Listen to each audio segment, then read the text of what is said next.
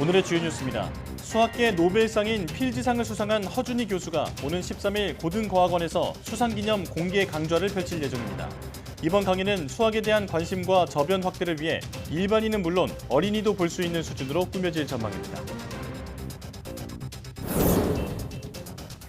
코로나19 주간 확진자 수가 15주 만에 증가세로 돌아서면서 재유행 시기가 예상보다 빨라질 수 있다는 우려가 나오고 있습니다. 정부는 재유행에 대비해 고령층과 면역 저하자 등 고위험군에게 4차 접종을 서두를 것을 당부했습니다. 정부는 또 코로나19 재유행에 대비해 확진자가 이용할 수 있는 분만과 투석 등의 특수 병상을 확보하기로 했습니다. 재유행으로 특수치료 수요가 급증하는 경우 인접한 시도에 특수 병상을 활용하는 운영 체계도 구축할 예정입니다. 지난달 하순이 우리 기상 관측 이래 가장 더웠던 것으로 나타났습니다. 기상청은 지난달 하순 평균 기온이 25.7도로 평년보다 3.2도 높아 역대 1위를 기록했으며 13개 지역에서는 사상 처음 6월 열대야가 발생했다고 밝혔습니다. 일본도 평소보다 빨리 찾아온 더위로 인해 열사병 환자가 급증한 것으로 나타났습니다. 지난달 일본 전역에서 6월 기준 역대 최다인 15,600여 명이 열사병으로 구급 이송됐고 최근 일주일 사이에만 52명이 열사병으로 목숨을 잃은 것으로 전해졌습니다.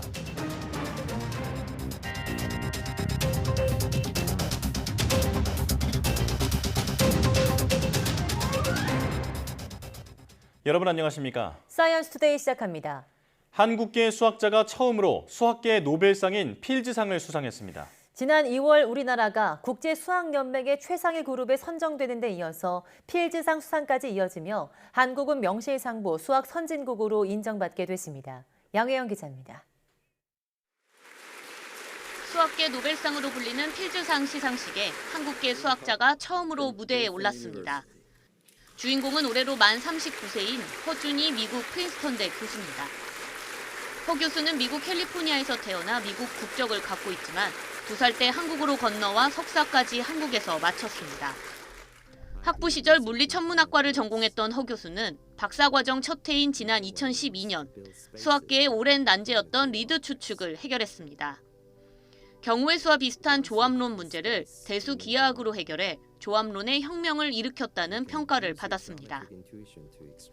이후 2018년에는 로타 추측마저 해결했으며 강한 메이슨 추측, 다우링 윌슨 추측 등 허 교수가 해결한 난제는 10여 개에 달합니다. When I was young, math was like a faraway land, surrounded by giant walls that I could not climb. I grew up in Korea and I dreamed of becoming a poet to express the inexpressible. I eventually learned that mathematics is a way of doing that. 필즈상은 수학 분야에서 탁월한 업적을 낸 만 40세 미만의 젊은 수학자에게 주는 상으로 수학계 최고 영예입니다. 허준희 교수와 함께 고차원에서의 케플러 추측을 해결한 우크라이나 출신의 마리나 비아조프스카 교수 등 총 4명이 올해 필즈상을 받았습니다.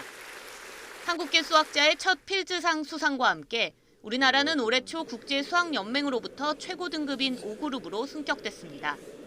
1981년 최하위 등급인 1그룹으로 국제수학연맹에 가입한 지 41년 만의 일로 가입국 가운데 최단기간 이뤄낸 성과입니다. 세계적으로 한국 수학자를 인지하는 경우가 많아서 단지 논문의 숫자뿐만이 아니라 질적, 양적으로 우리와 경쟁하는 모든 나라 수학자들로부터 한국 수학이 세계 최고 수준인 그룹 5로 올라가도 충분하다고 인정을 받은 거예요. 이와 함께 금종의 대한수학회 회장도 국제수학연맹 집행위원으로 새로 선출돼 우리나라는 수학 선진국의 위상을 인정받게 됐습니다. YTN 사이언스 양회영입니다. 필즈상 수상의 주인공 허준희 교수는 수상 확정 뒤 YTN 사이언스의 소감을 밝혀왔는데요. 네, 의외로 소박한 일상을 꿈꾸며 앞으로도 연구에만 매진하겠다는 뜻을 밝혔습니다. 허 교수의 말을 직접 들어보겠습니다.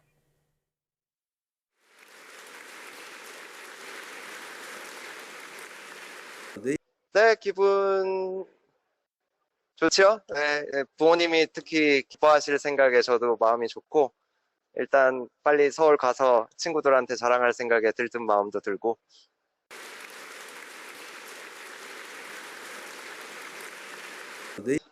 네, 젊은 학자에게 상을 주기 시작한 취지는 이제 30대에 상을 줘서 이제 40대, 50대에 뭐 특별한 뭐 경제적인 욕구나 아니면 명예욕에 휘둘리지 않고 순수한 마음으로 온 힘을 다 쏟아부어서 연구를 착실하게 진행해 나갈 수 있도록 하는 기반을 만들어준다.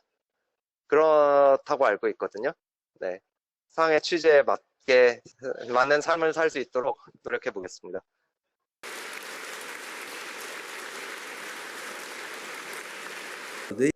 저는 비교적 이제 수학을 늦게 시작하고 아주 어렸을 때는 수학에 조금 어려움을 겪기도 했지만 그게 이제 나중에 돌아와서 생각해 보니까 나중에 연구 인생을 시작하기 위한 좋은 준비였던 것 같아요. 네.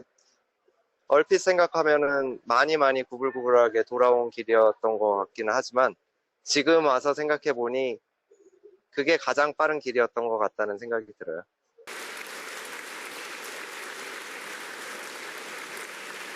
제 삶과 일상에서의 큰 변화는 없을 것 같아요. 없었으면 좋겠고요.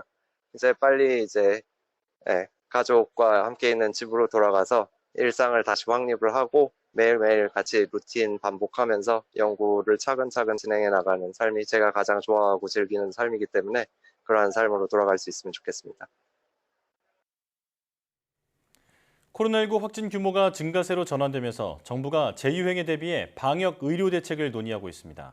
중앙재난안전대책본부는 제2행이 시작된다면 어떤 식으로 방역 조치와 의료 대응을 변화시킬지 내부적으로 논의하고 있다며 전문가들과 적합한 대응책을 만들어 나갈 예정이라고 밝혔습니다. 또 4차 접종과 관련해서도 60살 이상 접종률이 현재 31% 수준에서 좀 더 올라갈 필요가 있다며 적극적인 접종 참여를 당부했습니다. 시간이 지나면서 감염 예방 효과는 떨어져도 중증 방지 효과는 유지되는 만큼 백신 접종은 피해 최소화를 위한 가장 중요한 수단이라고 거듭 강조했습니다. 이에 고령층을 중심으로 취약계층 전반에 4차 접종을 확대한 방안을 검토하고 있다며 관련 사항이 결정되면 발표하겠다고 말했습니다. 정부가 코로나19 제6행에 대비해 확진자가 이용할 수 있는 분만과 투석 등의 특수병상을 확보합니다. 중대본은 코로나19 제6행에도 특수치료가 원활히 이루어질 수 있도록 확진자를 위한 분만과 투석, 소아 특수병상 규모를 거점 전담병원에 유지할 계획이라고 밝혔습니다. 특히 소아와 산모 등의 특수 환자는 입원 가능한 병원에 신속하게 이송되도록 지침을 정비하고 병상 배정 절차 없이 자체 입원할 수 있는 기준을 안내해 대기 시간을 최소화할 방침입니다. 제6행으로 특수치료 수요가 급증하는 경우 인접한 시도의 특수병상을 공동으로 활용하도록 운영체계를 구축할 예정입니다. 응급실의 경우 운영 축소나 중단을 최소화하도록 음압격리병상 외에 일반 격리병상에서도 확진자 치료가 가능하도록 권고안을 이달 안에 개정합니다.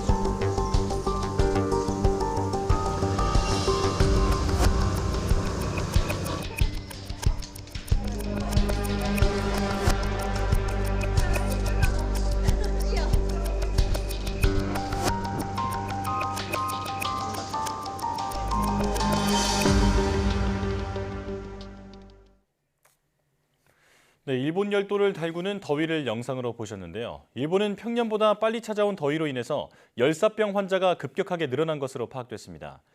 6일 일본 총무성 소방청의 집계를 보면 지난달 일본 열도 전역에서 15,600여 명이 열사병으로 구급 이송됐습니다. 이는 소방청이 집계를 공표하기 시작한 2010년 이후 6월 기준으로 가장 많은 인원입니다. 열사병으로 인한 사망도 많아 이달 3일까지 최근 일주일 사이에 도쿄에서 52명이 열사병으로 숨진 것으로 의심됐다고 아사히 신문이 전했습니다. 우리나라도 기록적인 무더위입니다. 지난달 하순은 우리나라 기상 관측 이래 가장 더웠던 것으로 집계됐습니다. 기상청은 6월 하순 평균 기온이 25.7도로 평년보다 3.2도나 높아 역대 1위를 기록했다고 밝혔습니다. 특히 서울과 수원, 춘천 등 전국 13개 지점에서는 사상 처음으로 6월에 열대야가 발생했습니다. 기상청은 올해 6월 하순부터 남쪽에서 뜨거운 성질의 북태평양 고기압이 예년보다 일찍 우리나라 부근까지 북상해 기온이 크게 올랐다고 밝혔습니다.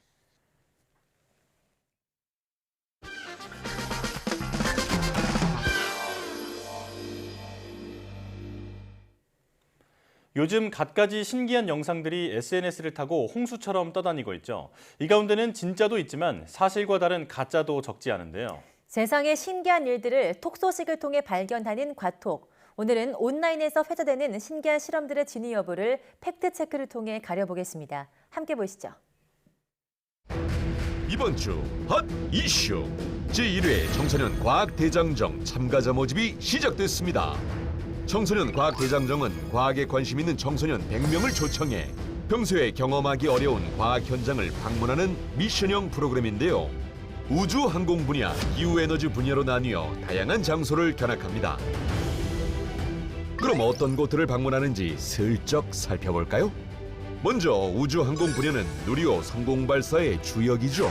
항공우주연구원과 나로우주센터를 방문합니다. 위성통합시험센터와 위성 운영동을 살펴보고 위성 모듈을 제작해보는 체험도 해본다고 하는데요. 나로우주센터에서는 관제센터와 발사대 등 일반인들에게 공개되지 않은 첨단 시설들을 경험해볼 수 있다네요. 한편 기후에너지 분야는 핵융합에너지연구원에서 K-스타 인공태양 시설을 견학하고요. 또한 국립백두대간 수목원에서 자연 탐방, 청소년 미래환경센터에서는 자원순환을 위한 굿즈 제작도 해볼 예정입니다. 대장정은 이렇게 두 가지 분야로 8월 9일부터 4박 5일 동안 특별한 프로그램으로 진행되는데요. 어머, 나도 갈래. 가고 싶어. 노, 안 돼. 오직 중학생들만 갈 수 있다구. 자세한 사항은 사이언스홀 홈페이지를 참조해 주시고요. 접수 기한은 7월 13일까지니 서둘러 주세요. 중학생 여러분, 만관부, 만사부. 꽈떡. 조선시대 궁궐 어주와 뒤편에 놓였던 1월 오봉도.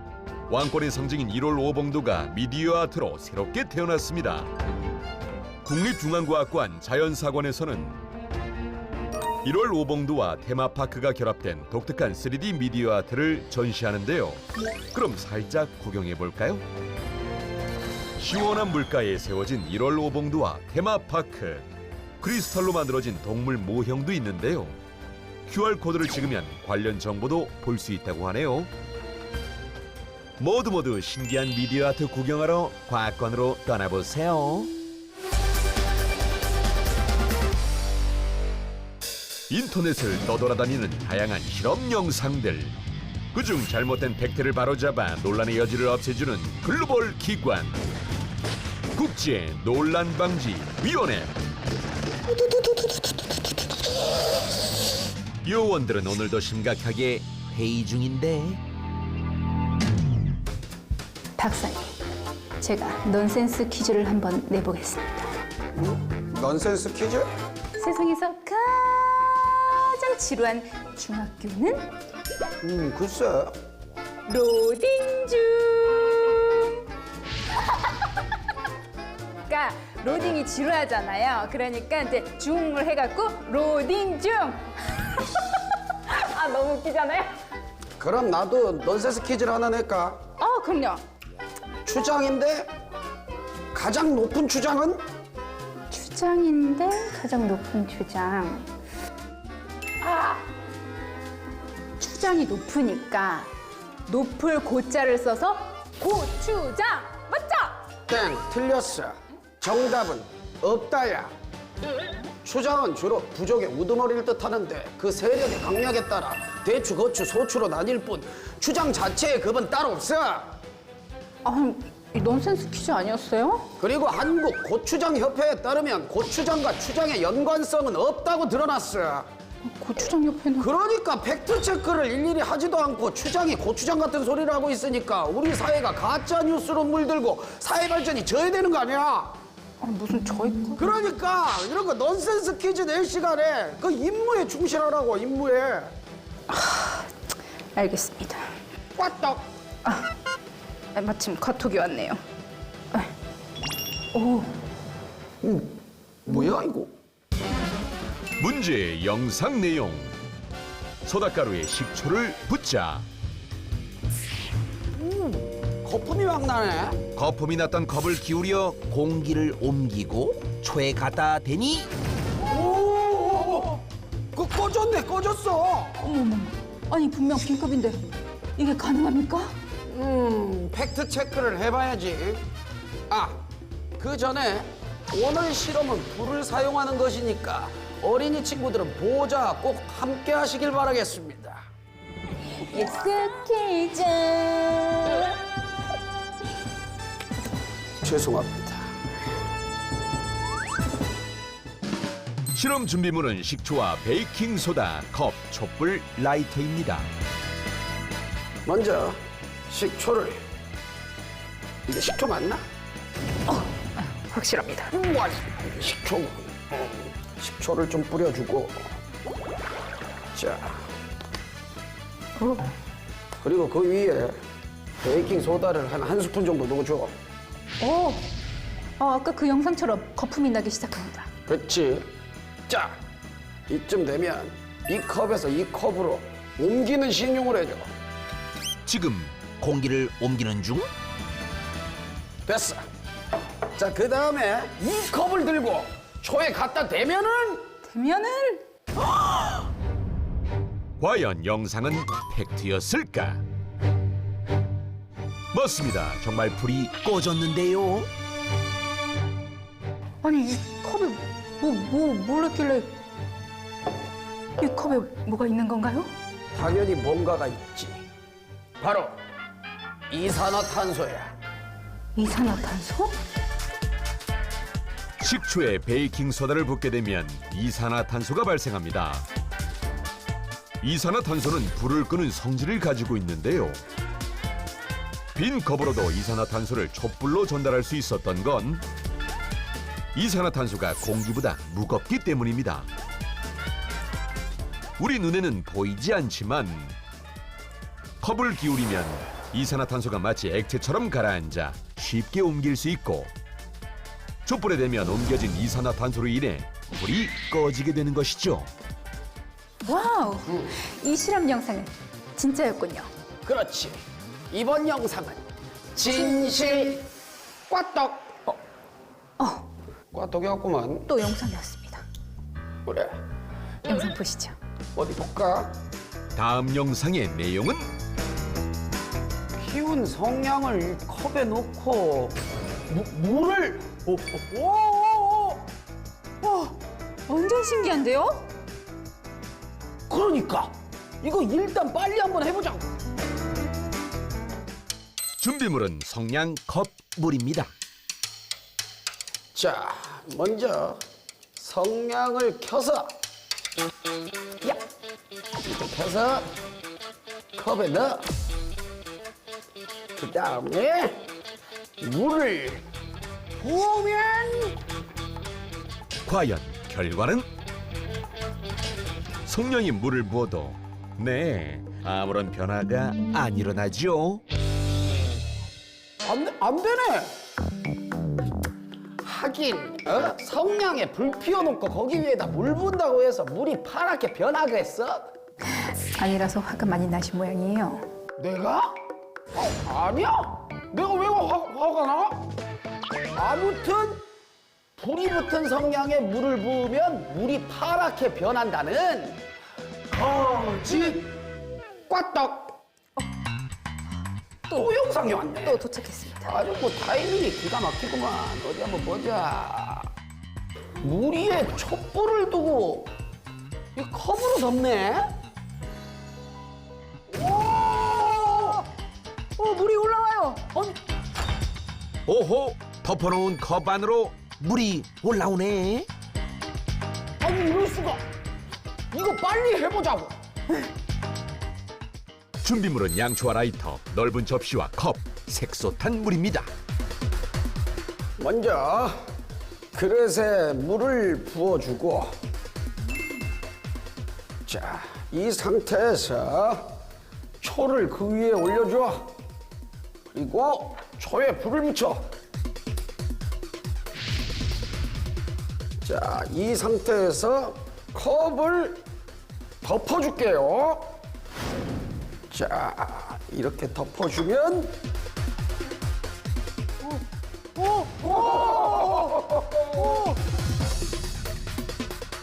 촛불이 꺼지자 놀랍게도 아래에 있던 물이 활활활, 아니 쭉쭉쭉쭉. 와, 이거 진짜 신기한데요? 아이고, 이유가 뭐예요? 그건 말이지. 컵 안에 공기가 줄어들었기 때문이야. 공기가요? 촛불을 켠 상태에서 컵으로 초를 덮으면 컵 안쪽의 공기는 순식간에 뜨거워집니다. 하지만 불이 꺼지게 되면 뜨거웠던 공기가 식으면서 유리컵 안에 공기 부피가 줄어들게 되고 그 공간만큼 컵 안으로 물이 올라오게 되는 것이죠. 아하, 그렇다면 이 영상은 진실! 오늘도 팩트체크에 성공한 국제논란방지위원회. 앞으로도 수상한 과학 영상을 보거든. 우리에게 제보하길 바란다. 그러면 우리는 다음에 또 보자고. 제발!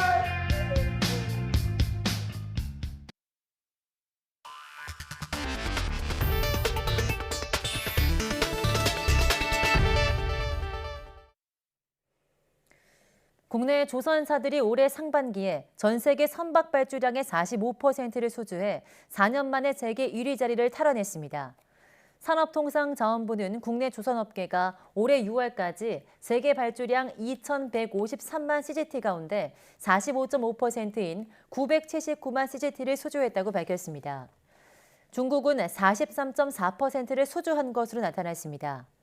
국내 기업들은 특히 액화 천연가스, LNG 운반선과 컨테이너선 등 고부가 가치 선박 발주량의 62%를 차지했습니다.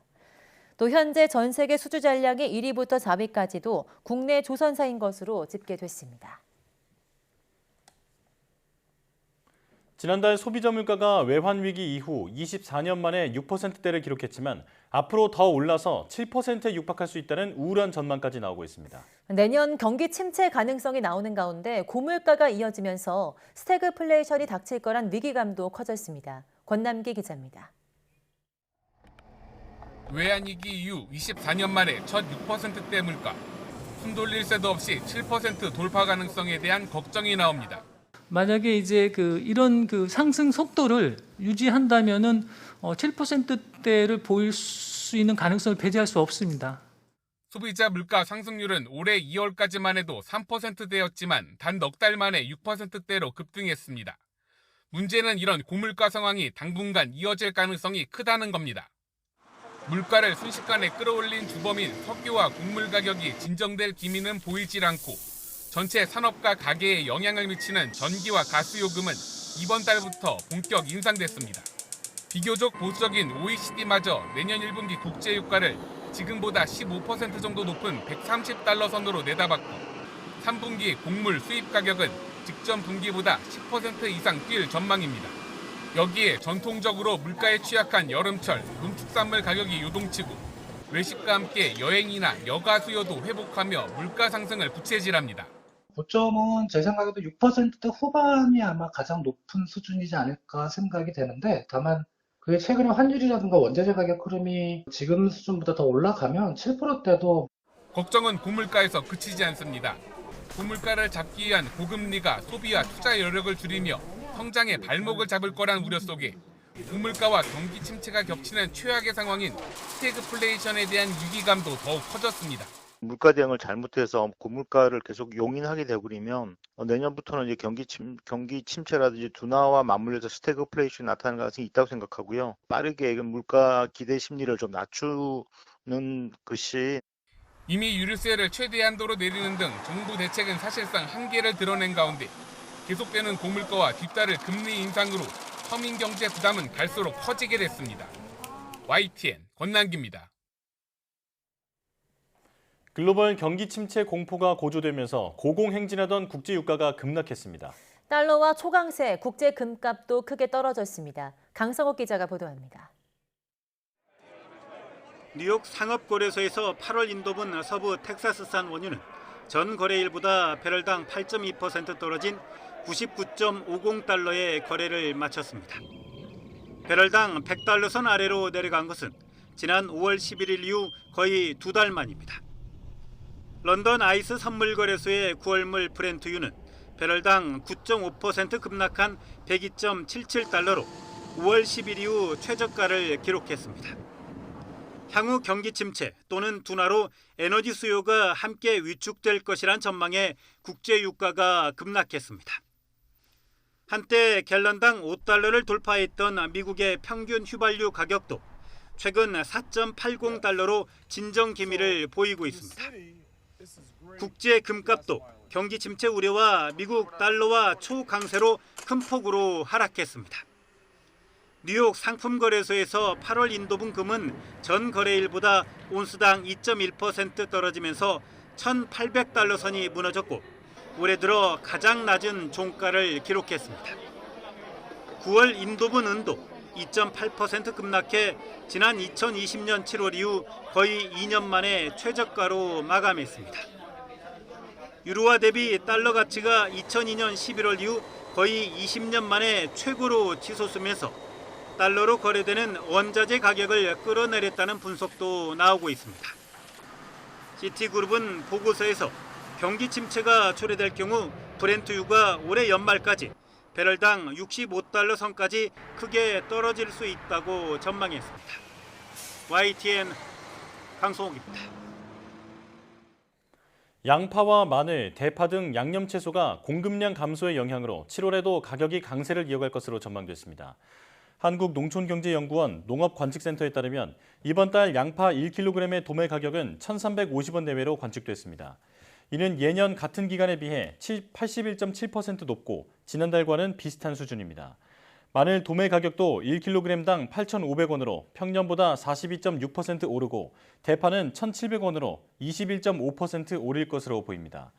햇사과와 거봉포도도 지난해보다 가격이 각각 최대 69%, 24% 상승할 것으로 예상됩니다. 정부의 중소기업 기술개발 지원 사업 대상으로 선정돼 수억 원을 지원받은 업체가 알고 보니 관련 기술이 없는 것으로 드러났습니다. 사업 평가에서도 낙제점을 받아 정부 지원금을 고스란히 반납해야 할 처지였는데 어찌 된 일인지 돌연 평가 결과가 수정되면서 아무런 제재도 받지 않게 됐습니다. 김태원 기자가 단독 보도합니다. 지난 2019년 중소기업기술정보진흥원은 이른바 스마트 공장 기술 개발 사업을 시작했습니다. 중소기업의 생산 노하우를 디지털화해서 데이터를 공유할 수 있도록 클라우드를 구축하는 사업이었습니다. 콘텐츠 제작 기업인 A사와 생산 자동화 시스템 업체인 B사 등 3개 기업이 컨소시엄을 꾸려 지원했고 사업자로 선정돼 정부 출연금 6억 원을 지원받았습니다. 사업 기간 2년이 지난 뒤 올해 2월 진흥원은 세 회사를 상대로 평가에 착수했는데 문제가 발견됐습니다. 현장 실사 결과 이들 회사가 개발했다던 기술이 온데간데 없었던 겁니다. YTN이 확보한 평가서를 보면 이들 업체가 개발하기로 한 지식 공유 시스템은 프로그램 소스 등을 아예 확인할 수 없었다고 돼 있습니다. 또 업체가 제출한 연구 노트는 개발 과정을 보여주기보단 해당 기술에 필요한 요건을 나열한 것에 불과하다고 지적하기도 했습니다. 이 때문에 결과물이 제 성능을 발휘하는지 사업화 가능성이 있는지 등을 전혀 확인할 수 없었다고 꼬집었습니다. 진흥원은 그러면서 이들 업체에 대해 낙제에 해당하는 극히 불량 판정을 내렸습니다. 극히 불량으로 판정되면 지원받은 정부 출연금 6억 원을 반납해야 하고 정부가 주관하는 다른 연구 사업 참가도 제한되는 등 강한 제재가 가해집니다. 이에 세 회사는 현장 평가가 불공정했다고 반발하면서 판정에 이의를 제기했습니다. 중기부나 기정원이 담당 간사나 팀장이 그 절차를 무시하고 이런 사태를 만들었다는 그분들이 반드시 책임을 져야 되고. 하지만 이의 제기에 따라 열린 진흥원 심의위원회에서도 이들 업체의 사업 수행 성과가 부족하다는 결론은 바뀌지 않았습니다. 그런데 정작 판정 결과는 돌연 극히 불량해서 미흡으로 완화됐습니다. 과제는 성실히 이행한 거로 보이는 만큼 극히 불량 판정은 너무 과하다는 이유 때문이었습니다. 판정은 정말 과제를 아무것도 안 한 과제들에 대해서 극히 불량 판정을 내리는데 과제는 실패이나 그래도 성실하게 수행했다라고 해서 미흡 판정이 난 상황이었거든요. 평가 결과가 상향 조정되면서 새 업체는 정부 출연금 6억 원을 고스란히 지키고 향후 정부 사업에 계속 참가할 자격도 유지하게 됐습니다. 진흥원은 성실성의 경우 정성적인 평가 영역이라서 구체적인 성과에 대한 판단이 다를 수 있다고 해명했습니다. YTN 김태원입니다. 홍삼이나 유산균 같은 건강기능식품이나 화장품 샘플은 중고거래 사이트에서 판매할 수 없는데요. 네, 이외에도 개인 간 거래가 금지된 품목들이 많은데 일부 사이트에서 특별한 안내 없이 판매되고 있어서 주의가 필요합니다. 박홍구 기자입니다. 필요한 물건을 저렴하게 살 수 있어 인기가 있는 중고거래 사이트입니다. 홍삼, 비타민, 유산균 등 건강기능식품도 쉽게 찾아볼 수 있습니다. 하지만 이런 상품을 중고거래 사이트에서 개인 간에 사고 파는 건 금지되어 있습니다. 건강기능식품을 판매하려면 영업시설을 갖추고 해당 지자체에 신고해야 하기 때문입니다. 한국소비자원 조사 결과 최근 1년 사이에 중고거래 사이트에서 5,000건 넘는 거래금지 품목 판매 게시글이 적발됐습니다. 건강기능식품이 5,029건으로 가장 많았고 온오프라인 판매가 금지된 화장품 샘플과 약국에서만 팔 수 있는 철분제나 제산제 등 의약품도 각각 134건, 76건을 차지했습니다. 인체에 해로운 영향을 줄 수 있어서 판매자 자격을 제한한 경우가 대부분입니다. 이뿐만 아니라 담배나 술, 종량제 봉투나 가공 농수산물 등도 판매가 금지되어 있습니다. 하지만 일부 중고거래 사이트에서 판매자가 글을 올릴 때 거래 금지 품목을 안내하지 않아 혼선을 초래하고 있습니다. 막상 이제 그 게시글을 작성하는 단계에서 그런 안내가 없는 곳이 있었기 때문에 나 이거 그냥 팔아도 되는가 보다라고 모르고 할 수가 있습니다. 중고거래 시장이 더 커지고 있는데 불만 사항은 여전히 많습니다. 최근 3년간 소비자센터에 접수된 신고 2,790건 가운데 사전에 안내한 상품 정보와 다르다는 불만이 32.4%로 가장 많았습니다. 주문 취소 시 환급을 거부하거나 구매 후 배송을 해주지 않고 일방적으로 계약을 취소하는 경우도 많았습니다. 소비자들은 안전결제 시스템 보완 등 거래 안전성 확보가 가장 시급히 개선돼야 한다고 지적했습니다. 판매자들이 본인 실명 인증하고 또 그걸 통해서 계좌번호로 사기 조회라든지 이런 걸 한 번에 해야 판매 등록을 할 수 있게 하면 좋을 것 같고요. 소비자원은 중고거래 사이트 사업자에게 거래 금지 품목 유통 차단을 강화하고 판매자 신원 정보도 투명하게 공개하라고 권고했습니다. YTN 박홍구입니다. 두께가 기준치에 못 미친 어린이용 튜브와 유해물질이 기준치를 넘은 어린이용 우산 등 56개 제품이 리콜됩니다. 산업통상자원부 국가기술표준원은 여름 휴가철을 맞아 물놀이 기구와 여행용 가방 등 964개 제품의 안전성을 조사해 이같이 조치했다고 밝혔습니다. 적발된 제품 가운데는 두께가 기준치에 미달해 내구성 기준을 충족하지 못한 어린이용 튜브 1개와 납과 카드뮴 등이 기준치를 초과한 어린이용 우산 4개, 선글라스 1개 등이 포함됐습니다. 국표원은 리콜 조치한 56개 제품의 정보를 제품안전정보센터 등에 공개해 소비자가 수리나 교환, 환불 등을 받을 수 있도록 했습니다.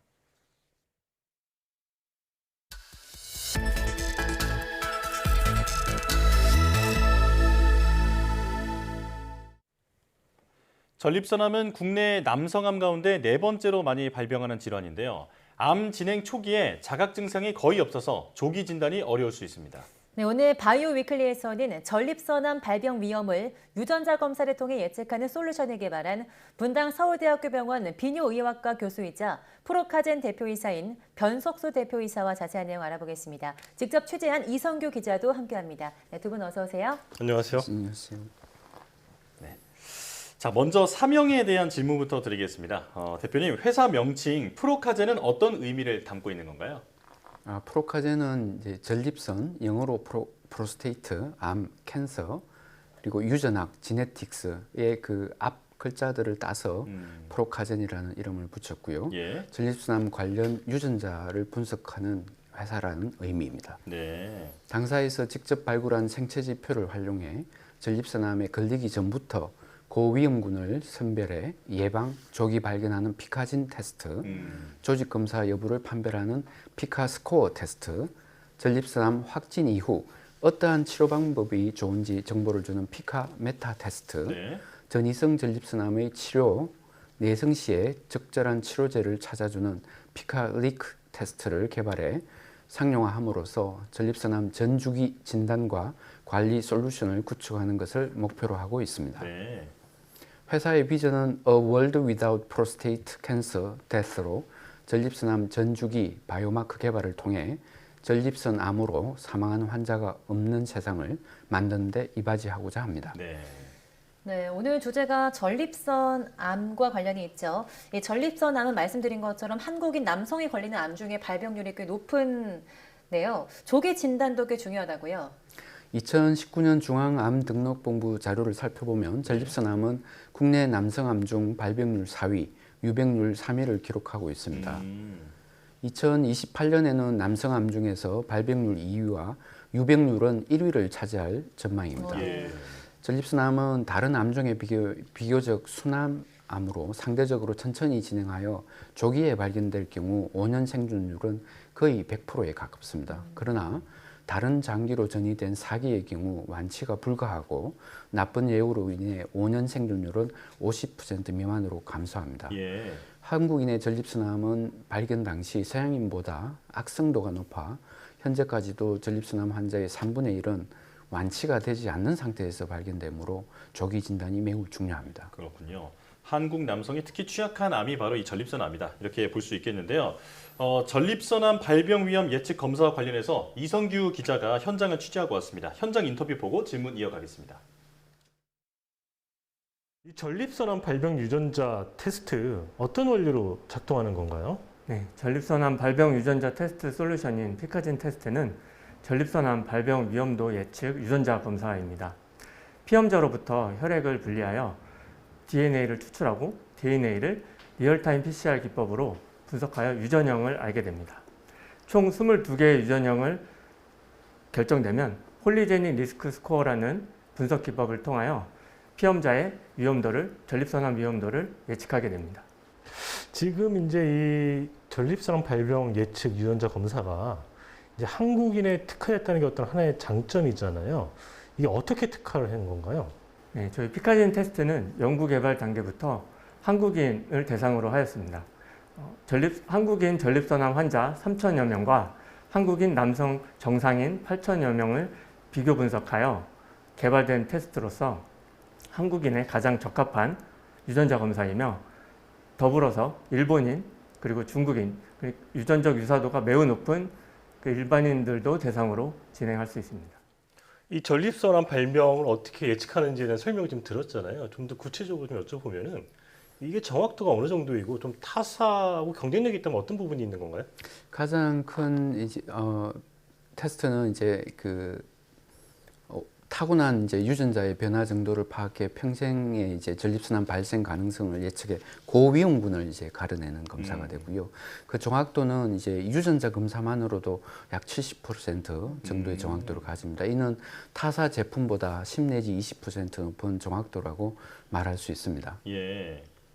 또 타사의 전립선암 유전자 검사는 적게는 2~3개에서 평균적으로 6.5개 정도의 한정된 유전자 변이를 검사하는 것에 불과하지만 저희는 훨씬 더 많은 22가지의 유전자 변이를 검사합니다.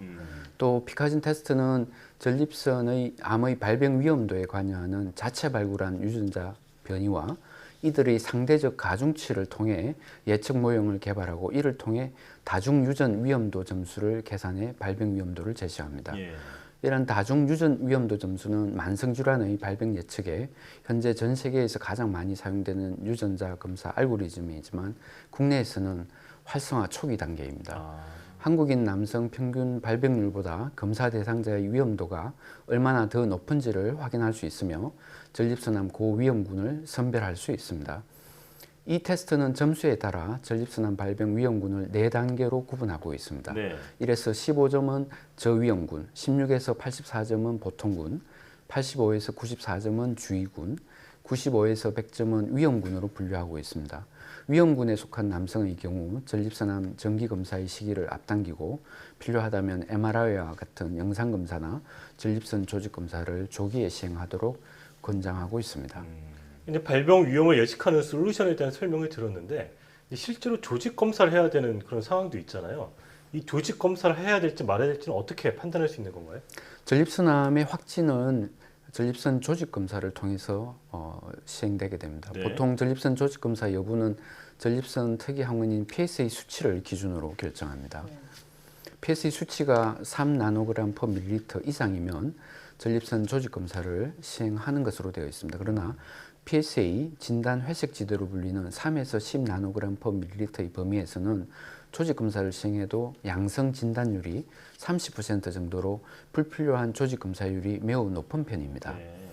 피카 스코어 테스트는 전립선 특이항원 검사의 회색 지대인 검사 대상자에서 전립선 조직 검사의 시행 여부에 대한 의료진의 임상적 의사결정을 보조할 수 있는 소프트웨어 의료기기입니다.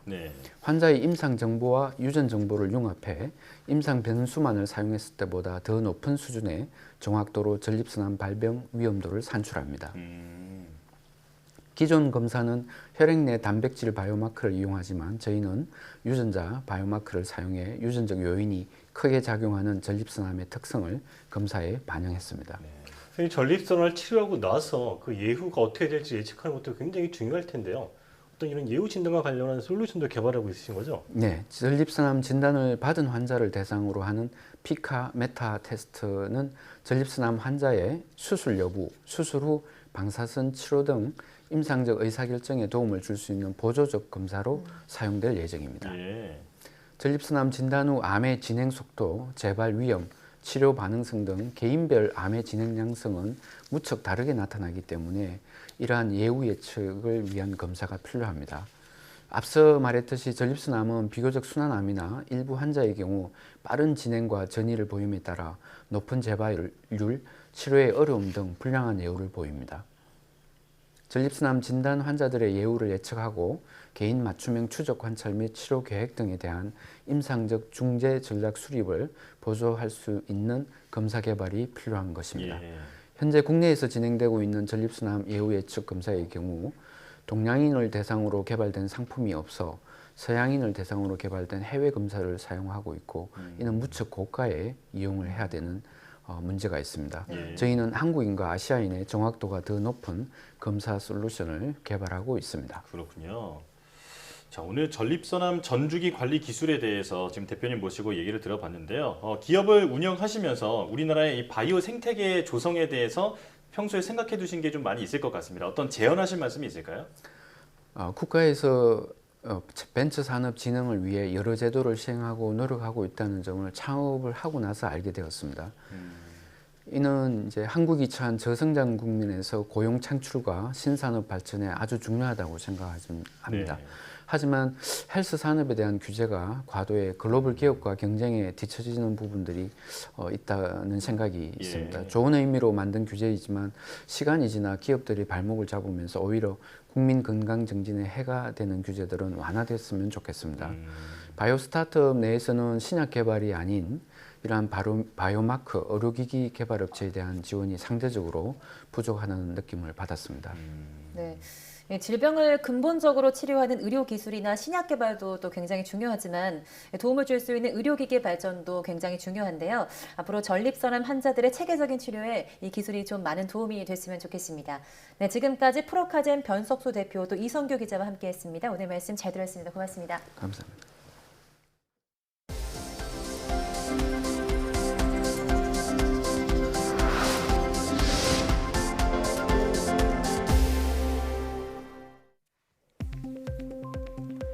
이달의 과학기술인상 7월 수상자로 권성훈 서울대 전기정보공학부 교수가 선정됐습니다. 권 교수는 유전 물질인 DNA를 활용해 빅데이터 시대의 핵심 자원인 데이터를 효과적으로 저장하고 관리하는 기술의 상용화 실마리를 마련했다는 평가를 받았습니다. 이달의 과학기술인상은 우수한 연구개발 성과로 과학기술 발전에 공헌한 연구자를 매달 선정해 주는 상으로 수상자에게는 과학기술정보통신부 장관상과 상금 1,000만 원이 수여됩니다. 한국 과학자들이 포함된 국제연구팀이 이제까지 한 번도 관측된 적 없는 4개의 중성자만으로 이루어진 원자 핵을 관측하는 데 성공했습니다. 기초과학연구원과 독일 다름슈타트 공대 등 공동연구팀은 중이온 가속기로 만든 무거운 원소를 금속에 충돌시켜 양성자를 점점 제거하는 방식으로 중성자 4개로 이루어진 테트라 중성자 핵의 존재 증거를 확보했다고 밝혔습니다. 원자 핵은 양성자와 중성자로 구성됐는데 중성자만으로 이루어진 원자 핵은 이론적으로만 제시되고 한 번도 관측된 적이 없어서 핵 물리 분야에 풀리지 않는 난제였습니다. 연구팀은 이번 연구가 원소의 안정성에 대한 이론 모델을 크게 바꿀 수 있고 중성자별의 이해를 도울 것으로 기대된다고 말했습니다. 이번 연구 성과는 세계적 학술지 네이처에 6월 23일자로 게재됐습니다. 몸속에 축적돼 생체 교란을 일으킨다고 알려진 미세 플라스틱을 효과적으로 제거하는 기술이 개발됐습니다.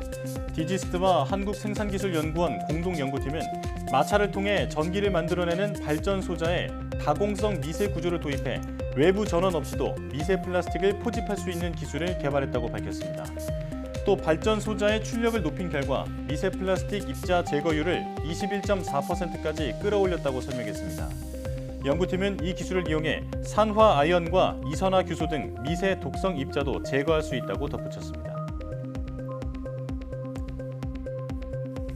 일본 연구팀이 영하 30도에서 보관된 생쥐 체세포를 이용해 복제 생쥐를 만드는 데 성공했습니다.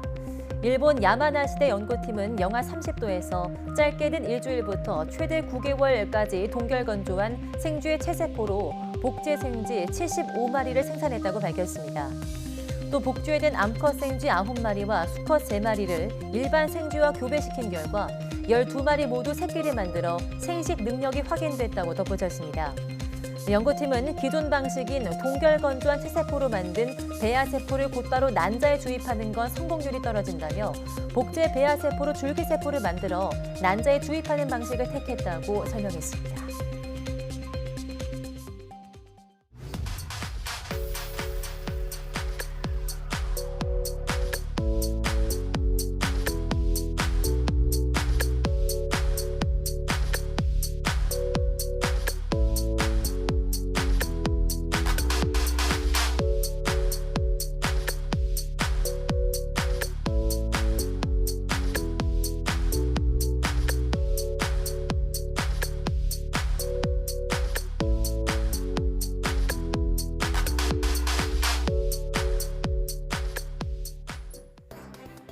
제3호 태풍 차바가 남기고 간 수증기의 영향으로 전국에 다시 장맛비가 내리겠습니다. 네, 특히 중북부 지역을 중심으로 최고 150mm 이상의 많은 비가 예보되어 있어서 대비 잘 해주셔야겠습니다. 사이언스투데이 마칩니다. 시청해주신 여러분 고맙습니다.